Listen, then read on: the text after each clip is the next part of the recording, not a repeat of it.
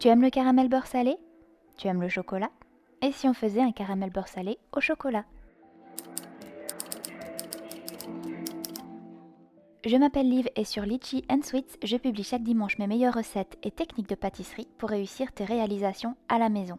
N'hésite pas à t'abonner pour voir les prochaines vidéos.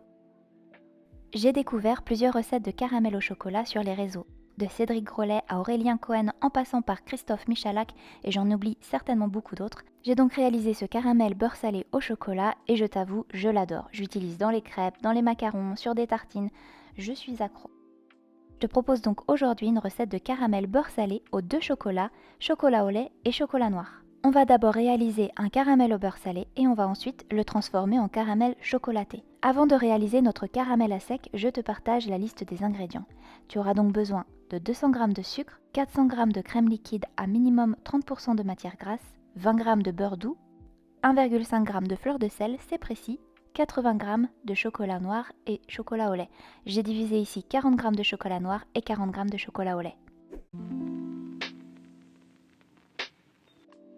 Verse une couche fine de sucre dans une casserole à fond large et mets sur feu moyen. Parallèlement, on va chauffer la crème que l'on va faire cuire jusqu'à légère ébullition. Comme nous avons ici une grande quantité de sucre, je vais le cuire en plusieurs fois. Dès que le sucre fond, je rajoute du sucre petit à petit. Fais attention d'avoir un feu moyen, voire bas. Alors ça paraît long au début, mais le sucre, dès qu'il fond, brunit très vite. On laisse le sucre fondre sans y toucher et quand il devient translucide, on peut le mélanger avec la spatule uniquement sur la partie fondue. Ici, je choisis de réaliser un caramel brun. Plus le caramel est coloré, plus il est amer, mais moins il est sucré. Et comme ici on va ajouter du chocolat, notamment du chocolat au lait, je veux éviter qu'il soit trop blond, donc trop sucré. Quand mon caramel atteint une jolie coloration, je le sors du feu et j'ajoute le beurre. Le beurre est froid et coupé en petits morceaux et je l'ajoute petit à petit. Et je mélange surtout vigoureusement pour bien l'incorporer. J'ajoute la crème chaude en plusieurs fois. Fais attention à ne pas te brûler. Et tu mélanges bien.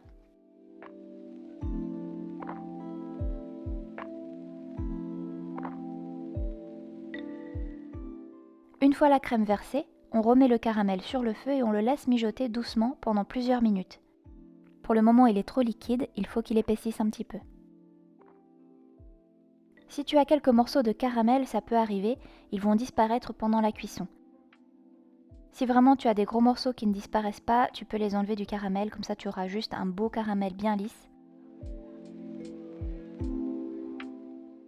Il ne faut pas exagérer la cuisson du caramel parce que tu verras qu'il va naturellement épaissir lorsqu'il va refroidir, et encore plus grâce au chocolat qui va cristalliser. Donc ne dépasse pas 7 à 8 minutes de cuisson. Ici, pour information, j'ai laissé mon caramel environ 5 à 6 minutes.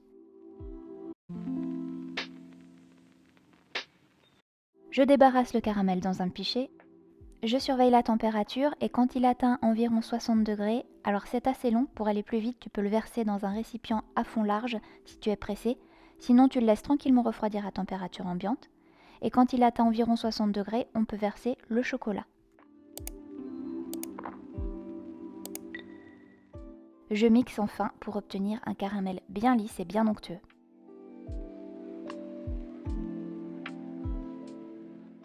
Je verse mon caramel dans un récipient en verre hermétique pour bien le conserver. Et la dernière touche de gourmandise, je rajoute la fleur de sel et je mélange à la cuillère. Je vais laisser reposer mon caramel à température ambiante pendant plusieurs heures, voire même une nuit complète. Et le lendemain, mon caramel a pris une belle consistance de pâte à tartiner. Il a cristallisé. Pour la conservation de ce caramel au beurre salé chocolaté, il faut le laisser au réfrigérateur dans un récipient hermétique. Le caramel se conserve 3 semaines. N'oublie pas qu'il y a du beurre et de la crème dans ce caramel, donc il ne faut pas le conserver trop longtemps. Alors dis-moi dans les commentaires si tu connaissais le caramel au chocolat, si tu as envie de le tester et s'il te fait envie. Si cette vidéo t'a appris quelque chose, n'oublie pas de mettre un petit pouce en l'air pour soutenir mon travail. Et je te dis à bientôt pour une prochaine vidéo. Ciao!